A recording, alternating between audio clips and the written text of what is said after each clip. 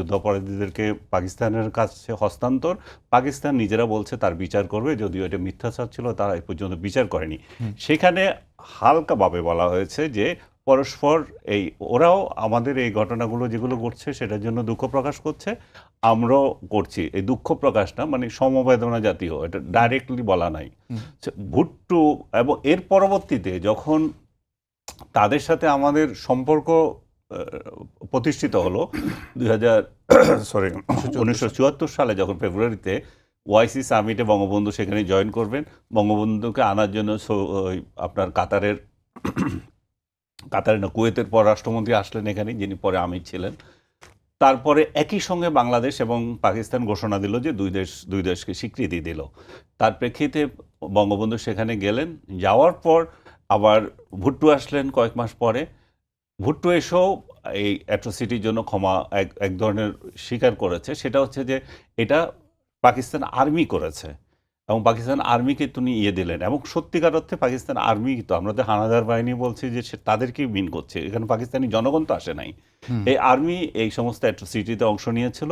কিন্তু পাকিস্তান যেহেতু আপনার এই আর্মিরাই চালায়, আজ পর্যন্ত এদের বিরুদ্ধে কথা বলার শক্তি তাদের রাজনৈতিক নেতাদের হয়নি। তাদের রাজনৈতিক নেতাদের আমার স্মরণ আছে, নেওয়াজ শরীফ যখন ঢাকায় এসেছিল উনিও এটার জন্য মানে আমরা অনুতপ্ত। তারপর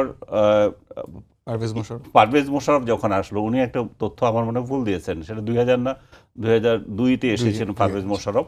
আমার এটা বেশি মনে আছে, কারণ হচ্ছে পারভেজ মোশাররফকে তখন আমি আজকের কাগজ পত্রিকার ডিপ্লোমেটিক করেসপন্ডেন্ট ছিল, আমি ইন্টারভিউ করেছি। ওই ইন্টারভিউ তো উনি ধানাই পানাই করে বলছেন যে আমরা এগিয়ে যাচ্ছি, সামনে কিভাবে যাবে, এগুলা দুঃখ প্রকাশ ছিল এক ধরনের। কিন্তু এরপরে দুঃখ প্রকাশ তারা যে ইয়েটা বলে ওই 74 এবং এটা রেফারেন্স যে বলে, তাহলে আনুষ্ঠানিকভাবে আর ইমরান খান তো বারবার বলে যে আমরা সেখানে ভালো কাজ করিনি, আমাদের আর্মি ভালো কাজ করেনি। কিন্তু কথা হচ্ছে তাদের কারো সাহস নাই যে আনুষ্ঠানিকভাবে ক্ষমা চাওয়া।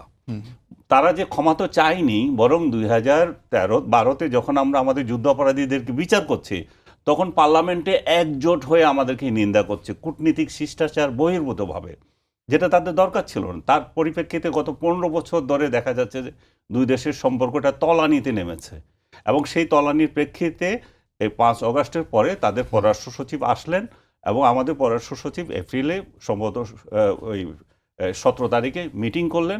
সেই মিটিংয়েও কিন্তু আমাদের পররাষ্ট্র সচিব এটা আবার তুলে ধরলেন।